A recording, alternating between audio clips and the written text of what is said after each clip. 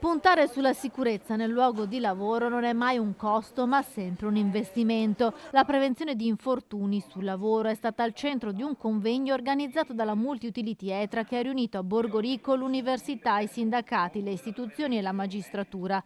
L'Ateneo Patavino propone da anni un corso di laurea per tecnici della prevenzione, una figura che è centrale per la formazione dei lavoratori. Etra è un'azienda, una grossa azienda, è un'azienda molto complessa, è un'azienda dove il rischio è altissimo e quindi stiamo investendo molto sulla prevenzione, ma stiamo cambiando anche la nostra organizzazione interna e certamente la formazione è un aspetto importante. La formazione in materia di sicurezza sul lavoro in Etra coinvolge sia lavoratori che dirigenza.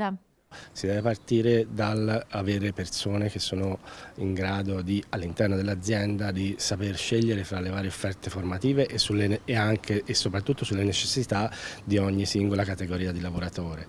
Quindi in questo quadro noi come ETRA abbiamo costituito una unità organizzativa che si chiama Health and Safety, che si occupa tra le altre cose anche di vigilanza e sicurezza sul lavoro e che ha come la sua attività preponderante proprio quella di strutturare la formazione per i propri dipendenti. Intanto la Regione Veneto dal lunedì 23 ottobre presenterà una nuova campagna di informazione per sensibilizzare sui temi della sicurezza sul lavoro con interventi specifici settore per settore.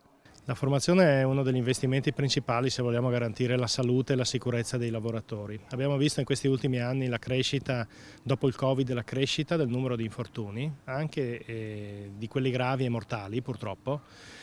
E molto spesso questi infortuni sono legati a inserimenti nelle attività produttive senza un'adeguata formazione. Questo ancora di più ci fa credere che la formazione deve essere sempre più organizzata in maniera preventiva, anticipata rispetto all'ingresso nei cantieri o nei posti di lavoro.